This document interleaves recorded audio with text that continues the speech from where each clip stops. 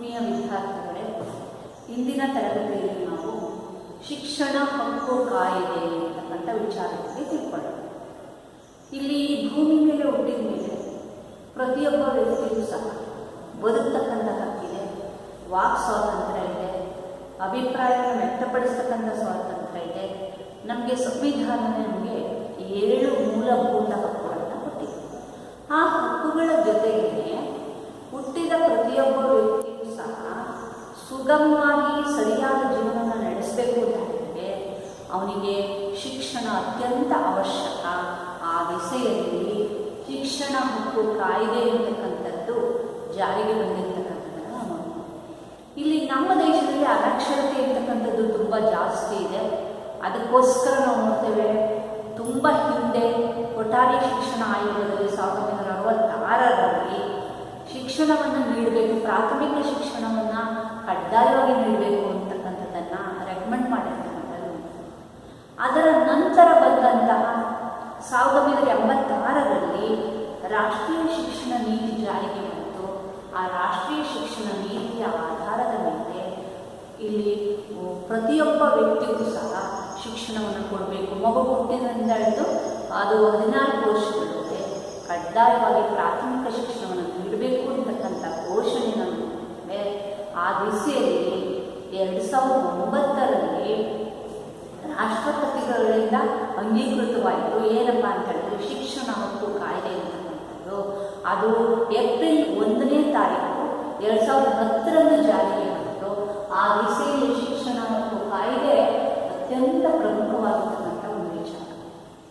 ನಮ್ಮ ಸಂವಿಧಾನದ 21A ಕಲಂ ಪ್ರಕಾರ ಶಿಕ್ಷಣವನ್ನು ಮಕ್ಕಳಿಗೆ ಪ್ರತಿಯೊಂದು ಮಗುವಿಗೂ ಸಹ ಬದುಕುವ ಹಕ್ಕಿನಷ್ಟೇ ಶಿಕ್ಷಣವನ್ನು ಕೊಡಬೇಕು ಅಂತ ಮಾಡಿರ್ತಕ್ಕಂಥದ್ದನ್ನು ನೋಡ್ತೇವೆ. ಆ ದಿಸೆಯಲ್ಲಿ ಪ್ರತಿಯೊಂದು ಮಗು ಸಹ ಶಿಕ್ಷಣದಿಂದ ವಂಚಿತ ಆಗಬಾರ್ದು ಅನ್ನೋ ದೃಷ್ಟಿಯಿಂದ ನೀಡಲಿಕ್ಕೆ ಮಾಡಿರ್ತಕ್ಕಂಥ ಕಾಯ್ದೆಯಲ್ಲಿ ನಾವು ಶಿಕ್ಷಣ ಹಕ್ಕು ಕಾಯ್ದೆ ಅಂತ ಕರೀತೀವಿ.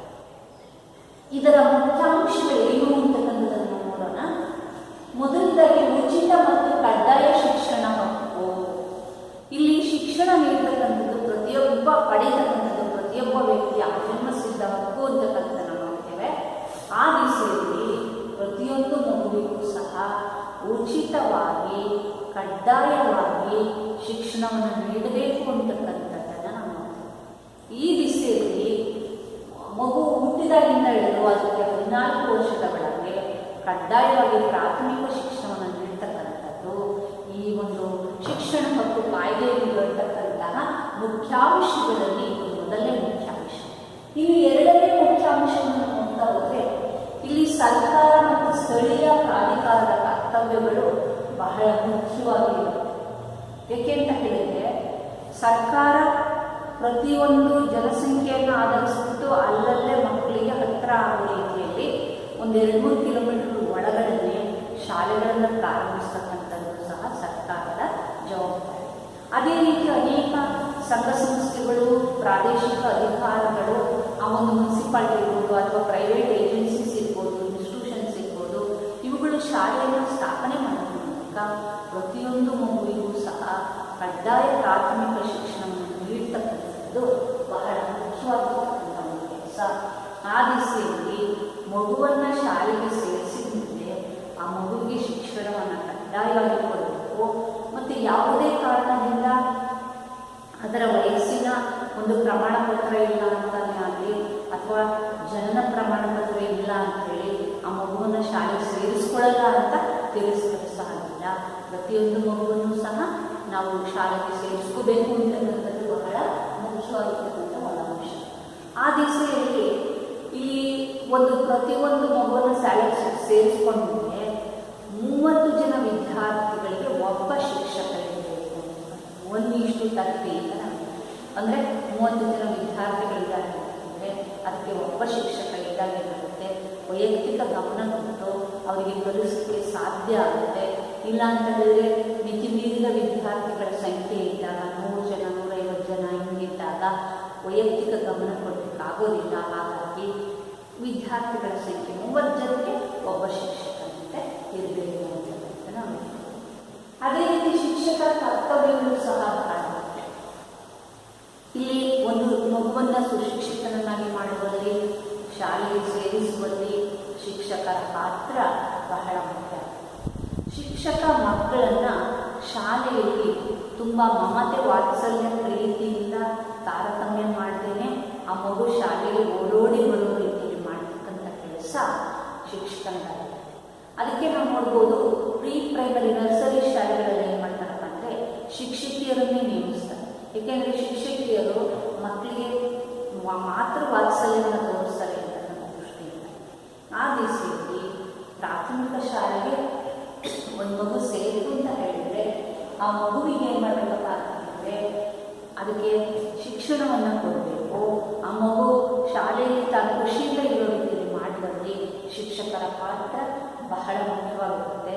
ಒಂದು ಮಗು ಶಾಲೆಗೆ ದಾಖಲಾತು ಅಂತ ಹೇಳಿದರೆ ಆ ಮಗುವನ್ನು ಉಳಿಸ್ಕೊಳ್ತಕ್ಕಂಥದ್ದು ಸಹ ಪ್ರತಿಯೊಬ್ಬ ಶಿಕ್ಷಕರ ಜವಾಬ್ದಾರಿ ಆಗಿರುತ್ತೆ.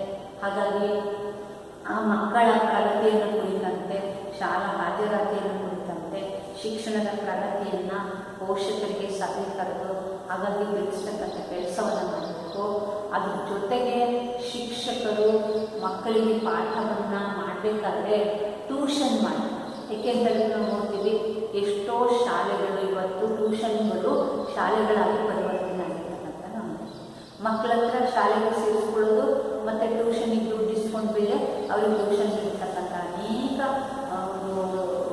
ದೃಶ್ಯಗಳನ್ನು ನೋಡ್ತೇವೆ.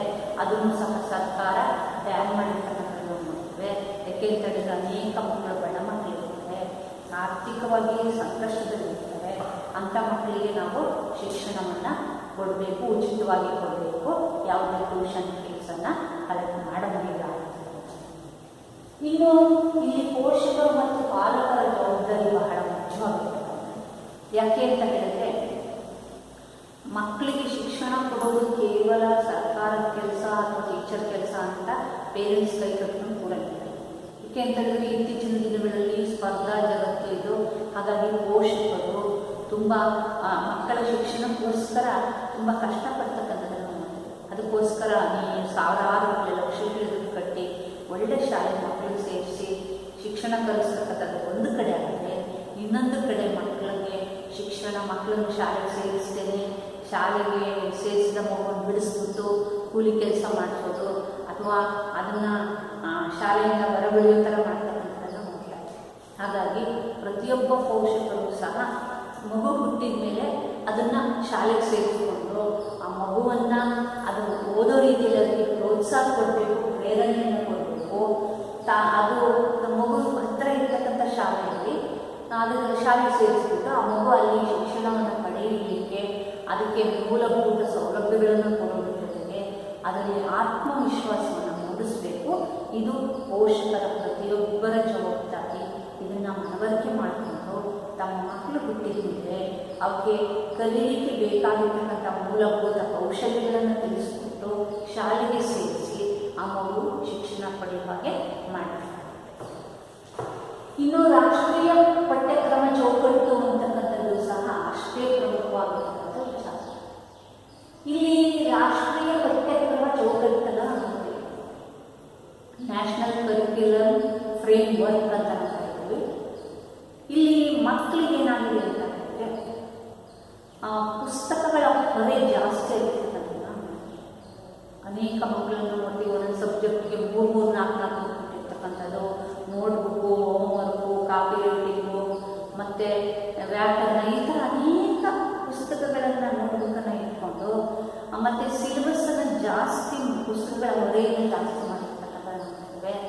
ಹಾಗಾಗಿ ಮಕ್ಕಳ ಸರ್ವತೋಮುಖ ಬೆಳವಣಿಗೆಗೆ ಪೂರಕವಾಗಿರ್ತಕ್ಕಂತಹ ಪಠ್ಯಕ್ರಮವನ್ನು ರಚಿಸಬೇಕು ಅಂತಕ್ಕಂಥದ್ದು ಇಲ್ಲಿ ಬಹಳ ಮುಖ್ಯವಾಗಿರ್ತಕ್ಕಂಥ ವಿಷಯ. ಅದನ್ನೇ ನ್ಯಾಷನಲ್ ಕರಿಕ್ಯುಲಮ್ ಫ್ರೇಮ್ ಅಂತ ನಾವು ಏಕರೀತಿಯ ರಾಷ್ಟ್ರದಲ್ಲಿ, ಇಡೀ ರಾಷ್ಟ್ರದಲ್ಲಿ ಏಕರೀತಿಯ ಪಠ್ಯಕ್ರಮವನ್ನು ಮಕ್ಕಳು ಓದಬೇಕು. ಮೊದಲೇನಿತ್ತು ಸ್ಟೇಟ್ ಲೆವೆಲಲ್ಲಿತ್ತು, ಈಗ ನ್ಯಾಷನಲ್ ಲೆವೆಲಲ್ಲಿ ಕರಿಕ್ಯುಲಮ್ ಫ್ರೇಮ್ ಮಾಡಿರ್ತಕ್ಕಂಥದ್ದು ನೋಡಿದ್ರೆ ಇಲ್ಲಿ DSCRT ಅವರು NCERT ಅವರು ಸೇರಿಕೊಂಡು ಅದರ NCERT ಆದೇಶದ ಮೇಲೆ, ಸಂದೇಶದ ಆಧಾರದ ಮೇಲೆ ಇಲ್ಲಿ ಏಕರೀತಿಯ ಪಠ್ಯಕ್ರಮವನ್ನು ಸೂಚಿಸಿರ್ತಕ್ಕಂಥ ನಮ್ಮ ಇಲ್ಲಿ 2005ರಲ್ಲಿ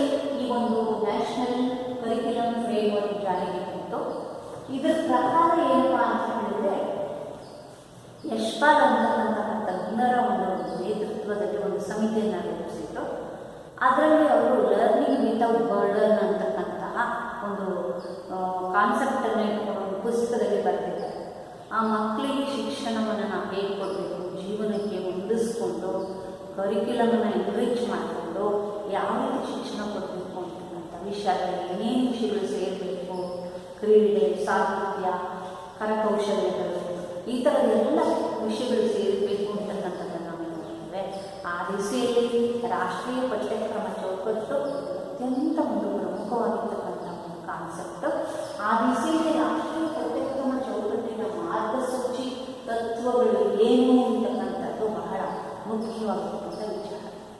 ಇಲ್ಲಿ ಮೊದಲನೇ ಏನು ಮಾಡ್ತಾ ಇದ್ದರೆ, ನಾವು ಮಕ್ಕಳಿಗೆ ಶಿಕ್ಷಣವನ್ನು ಕೊಡ್ತೀವಿ, ಕೇವಲ 100 ಅಂಕ ಗಳಿಸೋದ್ರೇ ಮುಖ್ಯ ಅನ್ನೋದ್ರ ಕಡೆಗೆ ನಾವು ಗಮನ ಕೊಡ್ತೀವಿ.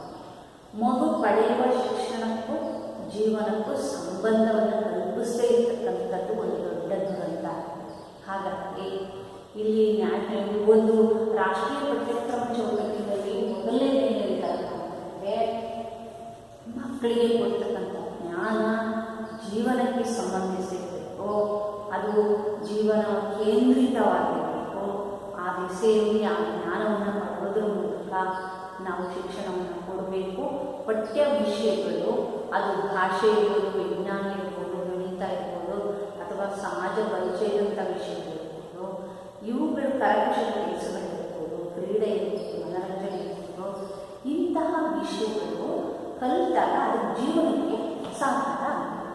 ಅಂದರೆ ಒಂದು ಮಗು ಶಾಲೆ ಓದಿ ಹೊರಗೆ ಹೋದಾಗ ತನ್ನ ಜೀವನ ನಡೆಸಲಿಕ್ಕೆ ತಾನು ಕಲಿತಂಥ ವಿಷಯಗಳು ಸಹಾಯಕ ಆಗಬೇಕು ಅನ್ನೋ ದೃಷ್ಟಿಯಿಂದ ಲೈಫ್ ಸೆಂಟರ್ಡ್ ಎಜುಕೇಷನ್ ಆ ರೀತಿಯಲ್ಲಿ ಪಠ್ಯಕ್ರಮವನ್ನು ರೂಪಿಸಬೇಕು ಅಂತಕ್ಕಂಥದ್ದನ್ನು ತಿಳಿಸಿರ್ತಕ್ಕಂಥದ್ದು ನಾವು. ಇನ್ನು ಎರಡನೇ ತತ್ವ ಏನಪ್ಪ ಅಂತಂದರೆ, ಕಂಠಪಾಠ ಪದ್ಧತಿ ನಮ್ಮಲ್ಲಿ ಮೊದಲಿಂದಲೂ ಜಾರಿಗೆ ಬಂದಿದೆ. ಅಂದರೆ ಮಕ್ಕಳಿಗೆ ಏನು ಮಾಡ್ತಾರೆ, ಪ್ರಶ್ನೆ ಬರ್ಸೋದು, ಉತ್ತರ ಬರ್ಸೋದು, ಅದನ್ನು ಬಯಡ್ ಮಾಡ್ಕೊಂಡು ಎಕ್ಸಾಮಲ್ಲಿ ಬರೆದ್ಬಿಟ್ರೆ ಅವನು ಫಸ್ಟ್ ರ್ಯಾಂಕ್ ಬಂದಾಗ ಅವ್ನು ಭಾರಿ ಚೆನ್ನಾಗಿ ಅಂತ ಇರ್ತಾರೆ. ಈ ಥರ ಕಂಠಪಾಠ ಇನ್ನು ಬಿಡಬೇಕು. ಅದಕ್ಕೆ ಬದಲಾಗಿ ಹೊಸ ಹೊಸ ವಿಧಾನಗಳ ಮೂಲಕ ಮಕ್ಕಳಿಗೆ ಕಲಿಸ್ಬೇಕು ಅಂತಕ್ಕಂಥದ್ದು ಇದು ಮುಖ್ಯವಾಗಿ ಈ ಒಂದು NCF ಹೇಳಿರ್ತಕ್ಕಂಥ ನಾವು.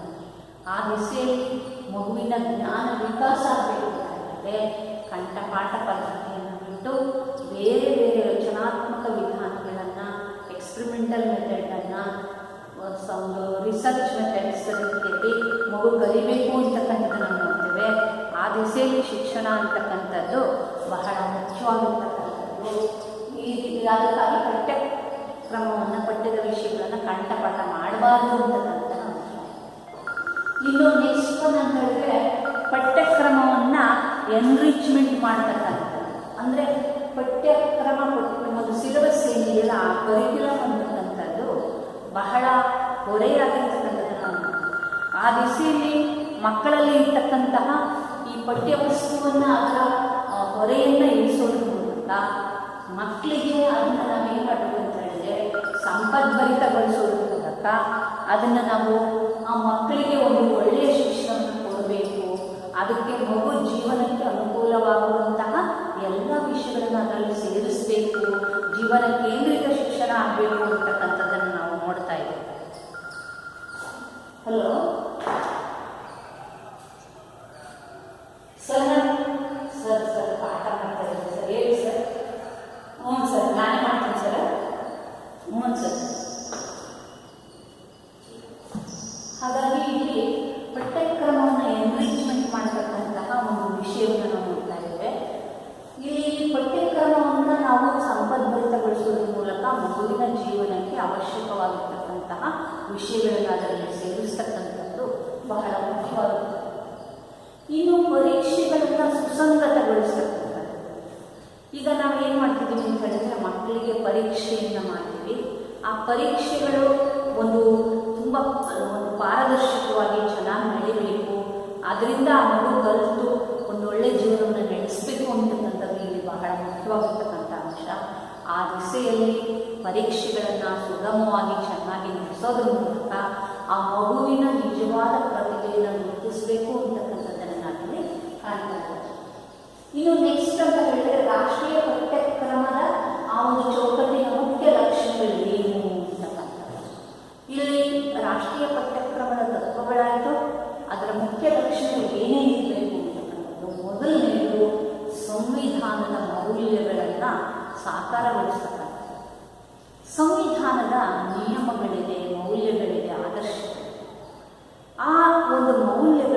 ಏನಪ್ಪ ಅಂತಂದರೆ ನ್ಯಾಯ, ಸ್ವಾತಂತ್ರ್ಯ, ಸಮಾನತೆ, ಭ್ರಾತೃತ್ವ, ರಾಷ್ಟ್ರೀಯತೆ, ಅಂತಾರಾಷ್ಟ್ರೀಯತೆ, ಜಾತ್ಯತೀತತೆ ಇದೆಲ್ಲವನ್ನು ಗಮನದಲ್ಲಿಟ್ಟುಕೊಂಡು ನಾವು ಮಕ್ಕಳಿಗೆ ಶಿಕ್ಷಣ ಕೊಡಬೇಕು ಅಂತಕ್ಕಂಥದ್ದು ಇಲ್ಲಿ ಬಹಳ ಮುಖ್ಯವಾಗಿ ನಾವು ಗಮನಿಸಬೇಕಾಗಿರ್ತಕ್ಕಂಥ ವಿಚಾರ. ಇಲ್ಲಿ ಸಂವಿಧಾನದ ಮೌಲ್ಯಗಳನ್ನು ನಾವು ಆಧಾರವನ್ನು ಇಟ್ಟುಕೊಂಡು ಆ ಮಕ್ಕಳಿಗೆ ಮೌಲ್ಯಾಧಾರಿತ ಶಿಕ್ಷಣವನ್ನು ಕೊಡಬೇಕು. ಅದನ್ನೇ ಗಾಂಧೀಜಿಯವರು ಹೇಳಿದರು, ಟಾಗೋರ್ ಅವರು ಹೇಳಿದರು, ನಮ್ಮ ಭಾರತದ ಎಲ್ಲ ಶಿಕ್ಷಣ ತಜ್ಞರು ಸಹ ಹೇಳೋದಷ್ಟೇ, ಒಂದು ನೈತಿಕ ನೆಲೆಗಟ್ಟಿನ ಮೇಲೆ ಶಿಕ್ಷಣವನ್ನು ನೀಡಬೇಕು ಅನ್ನೋದನ್ನು ಹೇಳಿದ್ರು. ಆ ಒಂದು ವಿಷಯವನ್ನು ಆಧಾರವನ್ನು ಇಟ್ಟುಕೊಂಡು ಇಲ್ಲಿ ಮೌಲ್ಯಗಳಿಗೆ ಅನುಸಾರವಾಗಿ ಶಿಕ್ಷಣವನ್ನು ಕೊಡಬೇಕು. ನಾವು ಏನೇ ಒಂದು ವಿಷಯವನ್ನು ಕಲಿಸಿದರೂ ಸಹ ಆ ಮಗುವಿಗೆ ಅಲ್ಲಿ ಒಂದು ನೈತಿಕ ಮೌಲ್ಯಗಳು ಇರಬೇಕು. ಕಲಿಲಿಕ್ಕೆ ಅದು ವಿಜ್ಞಾನ ಇರ್ಬೋದು, ಸಮಾಜ ಇರ್ಬೋದು, ಗಣಿತ ಇರ್ಬೋದು, ಭಾಷೆ ಇರ್ಬೋದು, ಇನ್ಯಾವುದೇ ವಿಷಯ ಇರ್ಬೋದು, ಮೌಲ್ಯಗಳನ್ನು ಕೇಂದ್ರೀಕೃತವನ್ನಾಗಿ ಇಟ್ಕೋಬೇಕು. ಇನ್ನು ಪಠ್ಯಕ್ರಮದ ಹೊರೆಯನ್ನು ಕಡಿಮೆ ಮಾಡಬೇಕು ಅಂತ. ಯಾಕೆ ಅಂತ ಹೇಳಿದ್ರೆ ನಾವು ನೋಡ್ತೇವೆ, ಒಂದು ಮಗು ಕಾನ್ವೆಂಟಿಗೆ ಹೋಗುತ್ತೆ ಅಂತ ಹೇಳಿದ್ರೆ ಅದ್ರ ಪುಸ್ತಕ ಗೊತ್ತಾ ಮಗುವಿನ ಮೇಲೆ ಹೊರಗಿರ್ತಕ್ಕಂಥ ನಿದರ್ಶನಗಳನ್ನು ನೋಡ್ತೇವೆ. ಆ ಮಗುವಿನ ಒಂದು ಕೆಪಾಸಿಟಿಗಿಂತ ಅದರ ದೈಹಿಕ ಸಾಮರ್ಥ್ಯಕ್ಕಿಂತ ಪುಸ್ತಕದ ಕಡಿಮೆ ಜಾಸ್ತಿ ಇರ್ತಕ್ಕಂಥ ನಾವು ಅದಕ್ಕೆ ಅನುಗುಣವಾಗಿ ಆ ಪುಸ್ತಕದ ಹೊರೆಯನ್ನು ಕಡಿಮೆ ಮಾಡಿ ಆ ಮಗು ಚೆನ್ನಾಗಿ ಕಲಿಬೇಕು.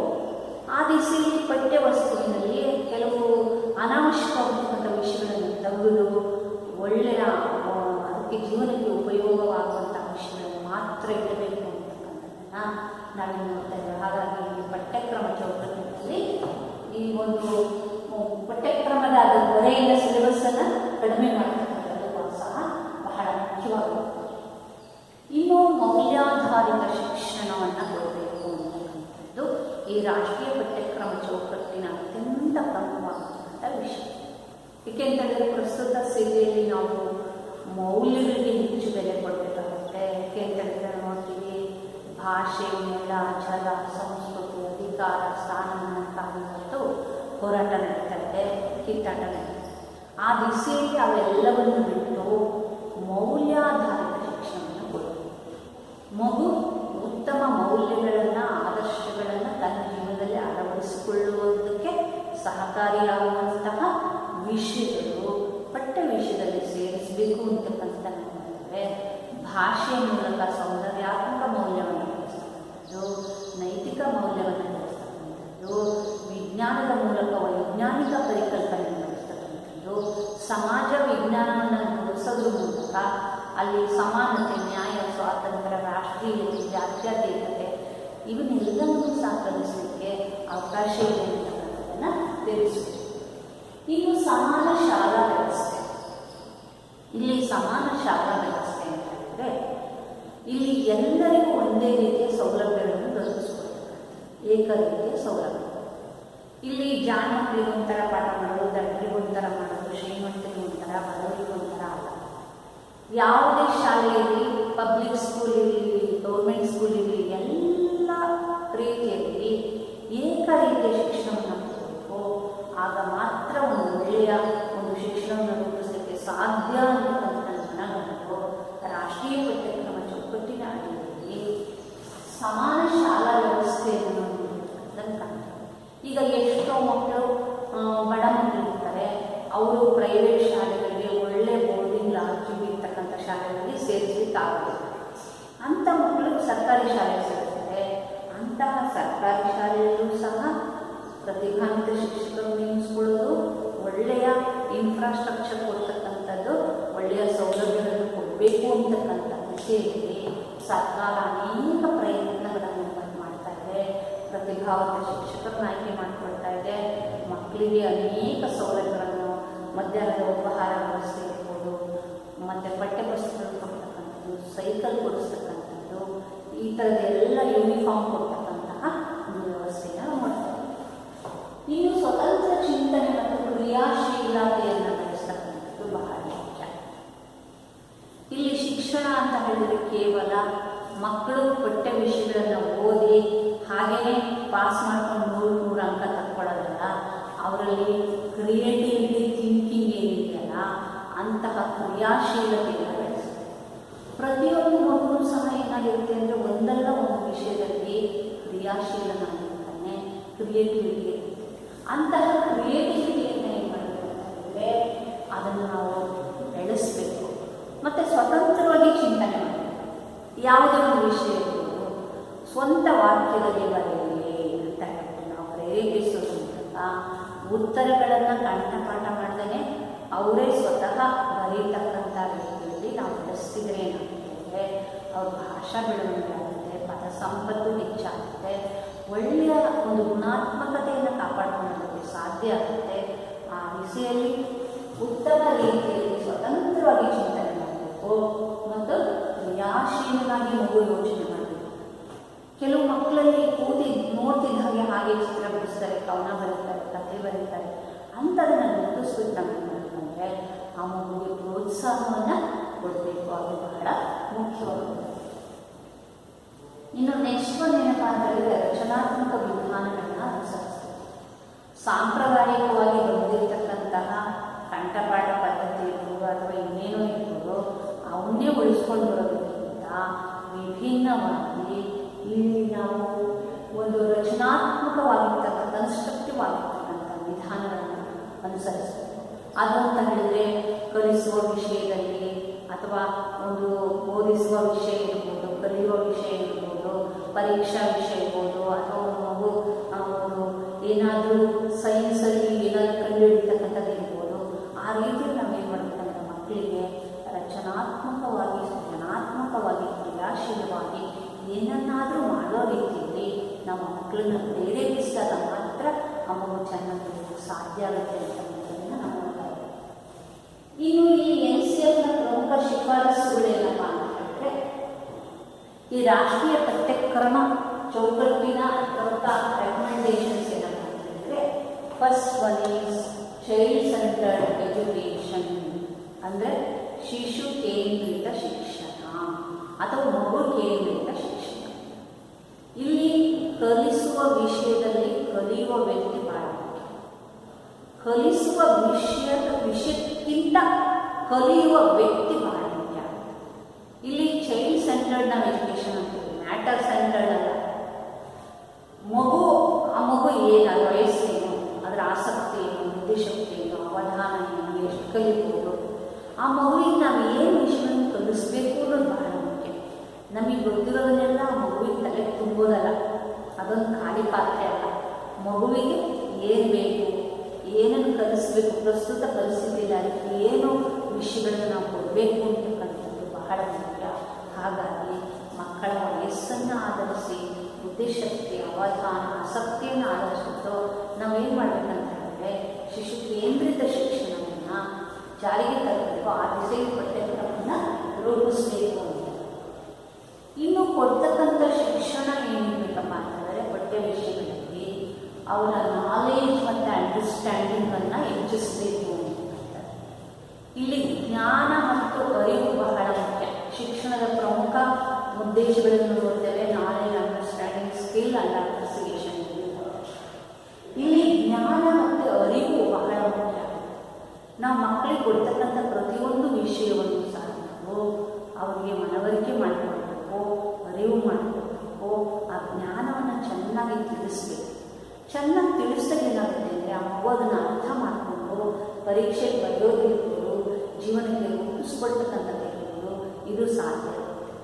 ಇಲ್ಲ ಅಂತ ಹೇಳಿದ್ರೆ ನಾವು ಬರೀ ಕಂಠಪಾಠ ಮಾಡಿ ಕಲಿಸೋದ್ರ ಮೂಲಕ ಆ ಮಗುವಿನ ಬೆಳವಣಿಗೆ ಏನೂ ಆಗೋದಿಲ್ಲ. ಆ ದಿಸೆಯಲ್ಲಿ ಆ ಮಗುವಿನ ಬೆಳವಣಿಗೆ ಆಗಬೇಕು ಅಂತ ಹೇಳಿದ್ರೆ ಜ್ಞಾನ ಬೇಕು ಮತ್ತು ಅರಿವನ್ನು ಮೂಡಿಸಬೇಕು. ಇದರಿಂದ ಆ ಮಗುವಿನ ವಿಕಾಸ ಆಗೋಕ್ಕೆ ಸಾಧ್ಯ. ಇನ್ನು ನೆಕ್ಸ್ಟ್ ಒನ್ ಅಂತ ಹೇಳಿದ್ರೆ ಸಮುದಾಯಗಳಲ್ಲಿ ಸಂಬಂಧ. ಇಲ್ಲಿ ಸಮುದಾಯ, ಶಾಲೆ ಮತ್ತು ಸಮಾಜ ಎರಡೂ ಸಹ ಒಂದೇ ನಾಣ್ಯತೆ ಇರಬೇಕು.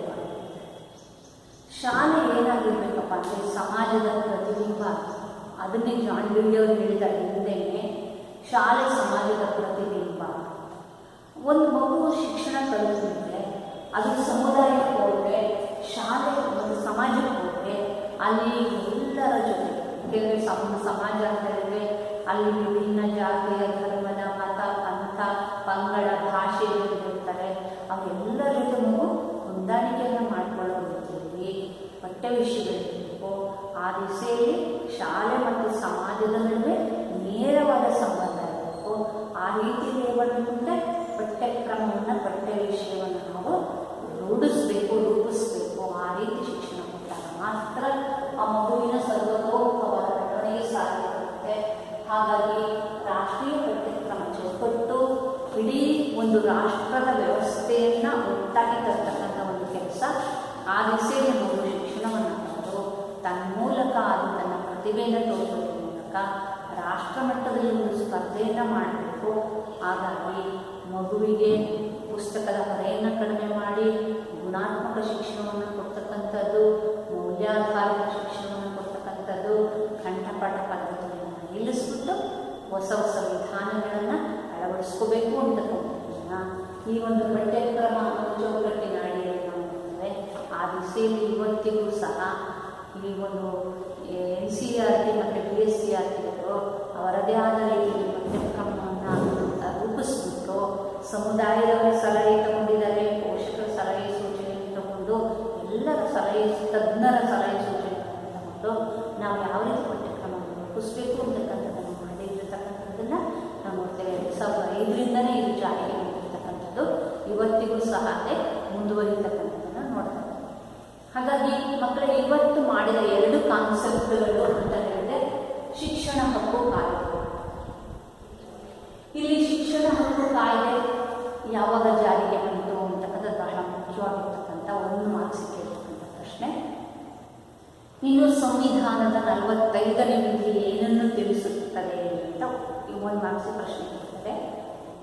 ಇನ್ನು ಈ ಒಂದು ಶಿಕ್ಷಣ ಹಕ್ಕು ಕಾಯ್ದೆಯ ಮುಖ್ಯಾಂಶಗಳಾವುವು ಅಂತಕ್ಕಂಥದ್ದನ್ನು 5 ಮಾರ್ಕ್ಸ್ ಕೇಳಬಹುದು. ಹಾಗಾಗಿ ಅದನ್ನು ಸಹ ತುಂಬ ಚೆನ್ನಾಗಿ ನೋಡ್ಕೋಬೇಕು. ಅದು ನೆಕ್ಸ್ಟ್ ಬರ್ತಕ್ಕಂಥದ್ದು ಅಂತ ಹೇಳಿದ್ರೆ ರಾಷ್ಟ್ರೀಯ ಪಠ್ಯಕ್ರಮ ಚೌಕಟ್ಟು ಎಂದರೇನು, ಅಥವಾ NCF ವಿಸ್ತರಿಸಿ ಬರೆಯಿರಿ, ಅಥವಾ ರಾಷ್ಟ್ರೀಯ ಪಠ್ಯಕ್ರಮ ಚೌಕಟ್ಟು ಯಾವಾಗ ಜಾರಿಗೆ ಬಂದಿತ್ತು ಅಂತಲೂ ಸಹ ಕೇಳಬೇಕು. ಇನ್ನು ಅದೊಂದು ಮಾರ್ಕ್ಸ್ ಕೇಳ್ತಾರೆ. ರಾಷ್ಟ್ರೀಯ ಪಠ್ಯಕ್ರಮ ಚೌಕಟ್ಟಿನ ಮಾರ್ಗಸೂಚಿ ತತ್ವಗಳನ್ನು ತಿಳಿಸಿರಿ ಅಂತ 5 ಮಾರ್ಕ್ಸ್ ಕೇಳಬಹುದು. ಇಲ್ಲ ಅದೇ ಪ್ರಶ್ನೆಯನ್ನು 2 ಮಾರ್ಕ್ಸ್ ಸಹ ಕೇಳಲಿಕ್ಕೆ ಸಾಧ್ಯ. ಇನ್ನು ರಾಷ್ಟ್ರೀಯ ಪಠ್ಯಕ್ರಮ ಚೌಕಟ್ಟಿನ ಮುಖ್ಯ ಲಕ್ಷಣಗಳು, ಅದನ್ನು 5 ಮಾರ್ಕ್ಸ್ ಕೇಳ್ಬೋದು. ಇಲ್ಲ ಅಂತ ಹೇಳಿದ್ರೆ 2 ಮಾರ್ಕ್ಸ್ ಕೇಳ್ಬೋದು. ಅದು ಸಹ ಬಹಳ ಮುಖ್ಯವಾಗಿರ್ತಕ್ಕಂಥ ವಿಷಯ. ಇನ್ನು ರಾಷ್ಟ್ರೀಯ ಪಠ್ಯಕ್ರಮ ಚೌಕಟ್ಟಿನ ಪ್ರಮುಖ ಶಿಫಾರಸುಗಳು ಇದೆ, ಅದನ್ನು 2 ಮಾರ್ಕ್ಸ್ ಕೇಳ್ಬೋದು. ಹಾಗಾಗಿ ಇದಿಷ್ಟು ಪ್ರಶ್ನೆಗಳು ಈ ಅಧ್ಯಾಯದಲ್ಲಿ ಬರ್ತಕ್ಕಂಥ ವಿಷಯಗಳು. ಇನ್ನು ನೆಕ್ಸ್ಟ್ ಬರ್ತಕ್ಕಂಥದ್ದು ಒಂದು ಮಹಿಳಾ ಸಬಲೀಕರಣ ಅಂತಕ್ಕಂಥದ್ದು. ಆ ಮಹಿಳಾ ಸಬಲೀಕರಣವನ್ನು ಕುರಿತಂತೆ ನಾನು ಮಹಿಳಾ ಸಬಲೀಕರಣ ಅಂದ್ರೇನು, ಯಾವ್ಯಾವ ಕ್ಷೇತ್ರದಲ್ಲಿ ಮಹಿಳೆಯರು ಸಬಲರಾಗಬೇಕು, ಅವರಿಗೆ ಇರ್ತಕ್ಕಂಥ ಸೌಲಭ್ಯಗಳೇನು, ಅದೆಲ್ಲ ವಿಷಯಗಳನ್ನು ನಾವು ಚರ್ಚೆ ಮಾಡೋಣಂತೆ. ಹಾಗಾಗಿ ಇವತ್ತು ಈಗ ಹೇಳಿರ್ತಕ್ಕಂಥ ಪ್ರಶ್ನೆಗಳಿಗೆ ಉತ್ತರಗಳನ್ನು ರೆಡಿ ಮಾಡಿಕೊಂಡು ಅಂದಿನ ಪಾಠವನ್ನು ನಾವು ಮತ್ತೆ ಓದೋದ್ರ ಮೂಲಕ ಚೆನ್ನಾಗಿ ಒಳ್ಳೆಯ ಅಂಕಗಳನ್ನು ತಕ್ಕೋಬೇಕು. ಹಾಗಾಗಿ ಈ ವರ್ಷ ಯಾವುದೇ ಪಠ್ಯಕ್ರಮದಲ್ಲಿ ಕಡಿತ ಇಲ್ಲ. ಮೊದಲನೇ ಅಧ್ಯಾಯದಿಂದನೂ ಹಿಡಿದು 10 ಅಧ್ಯಾಯಗಳನ್ನು ನೀವು ಓದಬೇಕಾಗುತ್ತೆ. ಅದನ್ನು ಗಮನದಲ್ಲಿ ಇಟ್ಕೊಂಡು ಮಾನಸಿಕವಾಗಿ ಸಿದ್ಧರಾಗಿ ನೀವು ಆ ಎಲ್ಲ ಪೋರ್ಷನ್ಸನ್ನು ಕವರ್ ಮಾಡ್ಕೋಬೇಕು ಅಂತ ಹೇಳ್ತಾ ನಾನು ಇವತ್ತು ಕ್ಲಾಸನ್ನು ಮುಗಿಸ್ತಾ ಇದ್ದೀನಿ.